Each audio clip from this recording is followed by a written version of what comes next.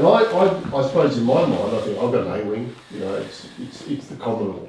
It's just, you know, it's pretty basic, but it's safe. And it's great for thermaling. Well, then you said before though, I thought you said, oh, you need a B-wing for good thermaling, you see. No, but I'm thinking B-wings, you know, we go Ferraris, you know, and some go, oh, I said they're faster. Right. And have a better glide ratio. Right, yeah. Hopefully. Mine has. The B-wing has a better, like you can go further when you're gliding. Because I think I got so that's a safety thing at certain sites. Right, because I think of myself an A, I've got acres of cloth above me. Yeah. And so I'm going to, you know... And that acres of cloth has more area for the air to lift it, which is why they climb better. An A-wing will fly slower, so it makes it easier to stay in a little thermal core, and especially in Tassie where our thermals are small.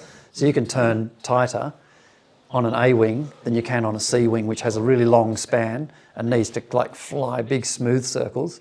An A-wing can kind of get in tighter, and so you're in the stronger part of the thermal, and you'll go up quicker. But I can see you thinking about having a bigger wing and more cloth and stuff. But all of that actually. Yeah, with speed, yeah, speed. You know, no, the bigger.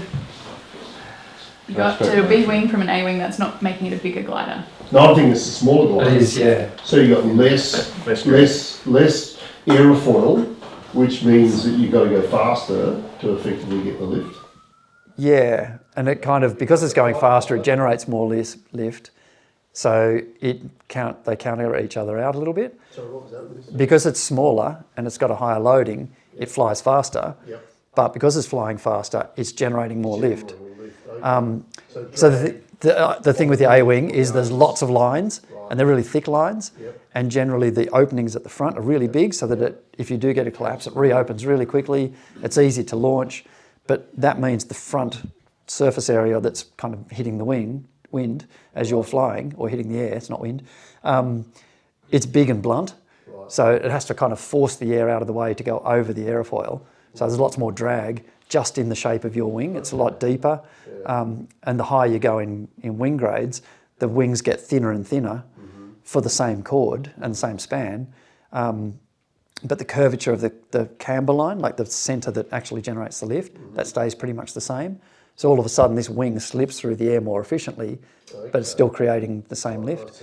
And the openings get smaller, but that's what makes them more prone to collapse, is because the openings are small and they're thin. There's not as much structure there. You know, any structure that's thin is going to fold.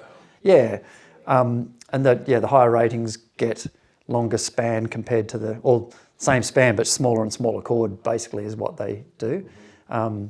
So the aspect ratio. So then the wings kind of can flex forwards and backwards more, and if you get a collapse or like a frontal, the wing tips can come forward.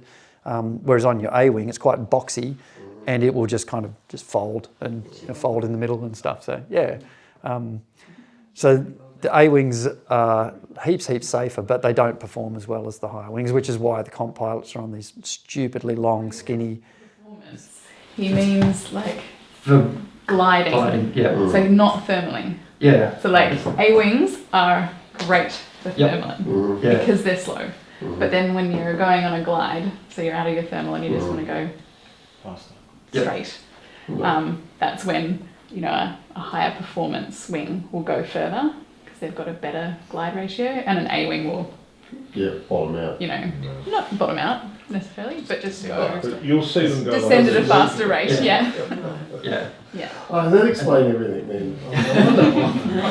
And the other big The difference better is performance is about the glide, not about like the thermaling part. If that makes sense. And all gliders, like from A's right up to triple C's, hands up at trim, they're actually all about the same speed. Like your A-wing might be, say, 30 k's an hour. A triple C competition glider might be 38. Like it's hardly any difference. But on full bar, your glider will go, like your A-wing will go 4 kilometres an hour faster, maybe 6. As the triple C glider might go 20 to 25 k's an hour faster. It's huge, the difference. There's a lot of glide, whereas this triple C won't. Yeah. And it's that thing, because their wings, are, like the triple Cs, are thinner, there's way less lines, the lines are super fine, that drag is proportional to speed. It's actually squared, like proportionally squared. So each time you double your speed on a triple C wing compared to an A wing, the A wing is building up heaps more drag just from the lines and the thickness of the wing, and because it's also bigger, there's more surface area, so there's friction with the air on the surface area. So once you start going fast, that's where the competition gliders, and like from high Bs and C gliders up, they'll just like leave an A glider for dead. But in a thermal, in a little tight thermal, yeah, the A glider will beat it, outclimb the others probably with the same pilot. Yeah. And they're smaller span, so that they can turn tighter, and they're less prone to collapse, so you can fly slower. There's lots of advantages to having a lower glider. To be in a thermal. Yeah. Much more comfortable. Softer, the Like- pumps and the, Much more comfortable to be in an A glider in a thermal than a higher rated yeah. wing, generally. But I presume Like- if you're in a high rated wing, you're You're very happy. You're confident. Yeah, that's right. Yeah. Yeah. And you kind of build up the tolerance to the, to the turbulence and stuff, and you just get used to it, and you do SIVs and... Brad, even with an A-wing, you catch a hard edge on the edge of a thermal, you can still have a full collapse. Yeah, totally. Those layers you were talking about, those wind shear layers as you're coming down through altitude, can you have full collapses on an A-wing through that? Not really. No, those shear layers, we're talking about like maybe 50 metres top to bottom between each different layer, and then there's the ball bearing layer in between where like they're sliding, and sometimes they might be sliding at different directions even, like not necessarily even just at different speeds, but they might be doing this. So the mixing air in between just kind of has to roll, I don't know, like pastry. If you put pastry in your hands and did that, it would just kind of roll and it will get mashed up and mixed. And the air kind of does the same thing between those layers. But the actual majority of the layer is actually a big cohesive block that doesn't want to shift, it doesn't want to change, it just wants to go that direction. This one doesn't want to move, it just wants to go this direction. Its air is actually quite sticky and cohesive, but at some point it's got to give, and that's where you get the turbulence in between layers. So yeah, but yeah, you're not going to get a frontal like going from one layer to the other. It'll just start, like you'll feel the shear, and yeah. And it's funny, like flying off like Mount Emu in Victoria, which is 1,000 metres top to bottom.